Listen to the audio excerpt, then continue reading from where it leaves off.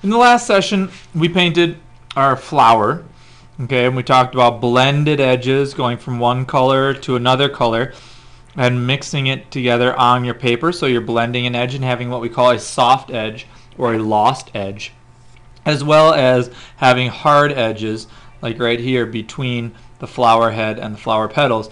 Have a hard edge here that your eye sees, picks up really quickly, but also having a soft edge here.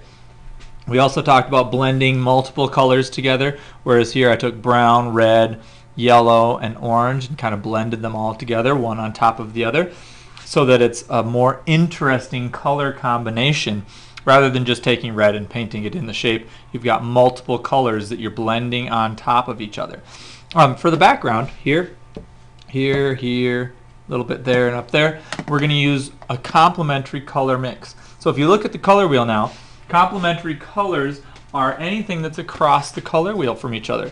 So right here we've got red and green across the color wheel, orange and blue across the color wheel, yellow and violet across the color wheel.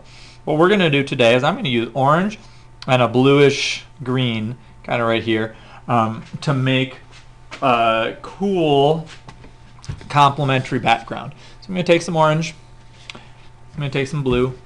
Now this is the light blue that is called turquoise, so it's not exactly that dark blue. You may use either one because they are both complementary of each other.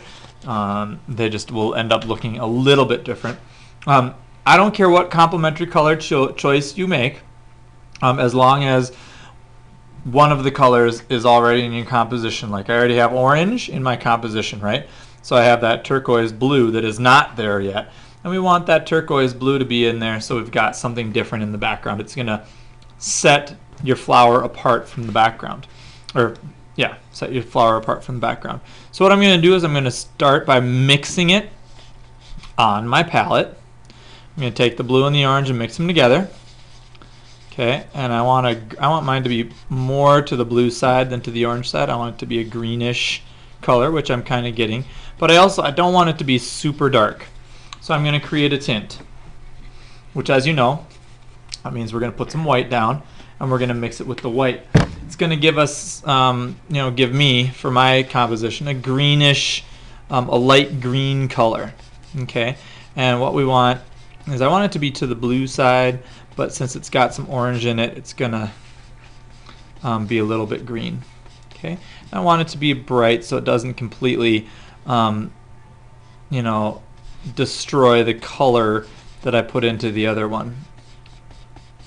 So here's my kind of neutralized color. It's a greenish, bluish, orangey color. Okay, and that's about the color I want. If I paint this in the background now, you'll see that it's not quite any color you could pinpoint or put your finger on as far as a color. You couldn't say, oh, that's blue or that's green or that's white. It's a in between everything color. It's a neutralized color. You definitely wouldn't find it on the color wheel. It's not something that you might find in a Crayola marker box or something. It's a combination color. It's something you've created completely on your own. And everyone will have a different color. Okay, you can notice how I'm starting to paint this in the background, and I'm using my brush to edge up against the flower petal, or sorry, the flower center here. So we have a nice, clean, hard edge. It's not a soft edge, it's a hard edge.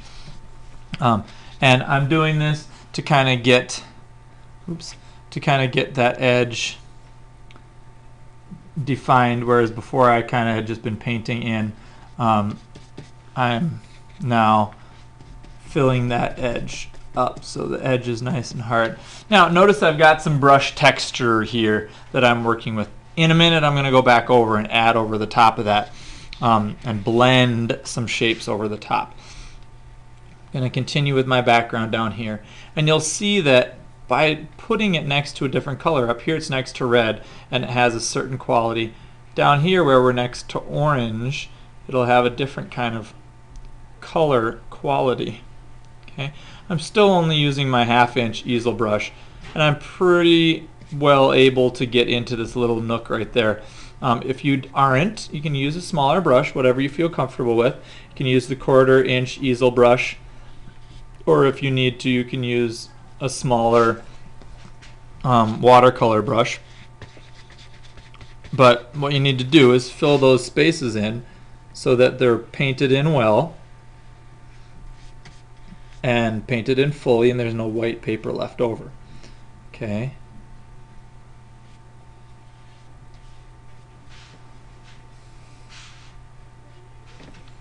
These ones, that little bitty one, I think I'm going to have to use a smaller brush for because it's a pretty small little chunk here. Okay, and then the top one, I think I can get away with using my big easel brush.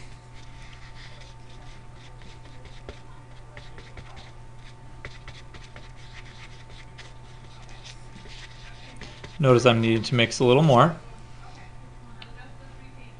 And I'll try to pull this direction so you can still see the light fairly well.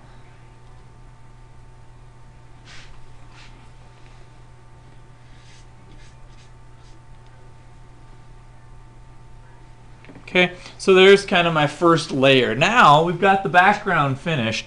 We are going to kind of add into the background and use that same wet on wet blending process to kind of make the background look interesting as well. I'm going to just take a little bit of blue here, and I'm going to kind of just brush it right over the surface and blend it in.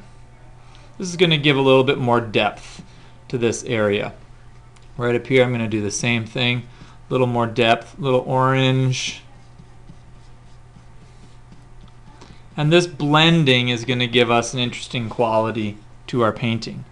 Okay, it's going to enhance it. It's going to make it look a little more interesting.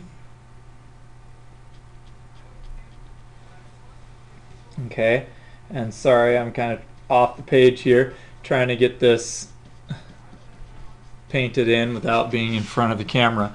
But there's a little blue up there. You can see the blue here, the orange there.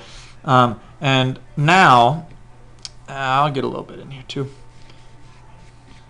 Okay, make this a little to the blue side. Leave a little pure blue right there.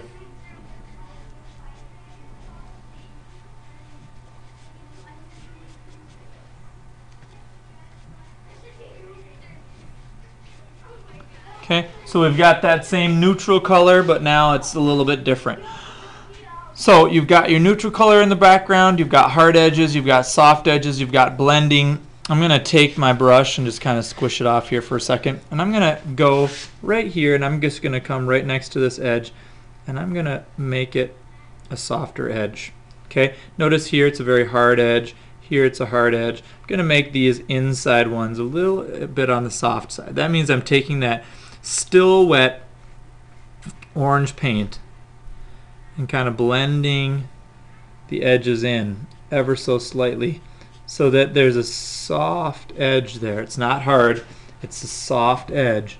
And that's going to kind of make the eye see things differently, which is what we want. We want to trick the eye so that it moves all around the page. Okay, I'm also going to do it, I did it right up here. I'm going to kind of do it right along this edge here. You can see how I'm just kind of brushing gently over the surface to smooth that line out so we don't even see it so much anymore, whereas this edge is much harder. Okay, so at the end here you should have your kind of analogous flower and your complementary color in the background. We're going to let this dry and come back and do some other excuse me, some other lines and some other exaggerations on the top of this.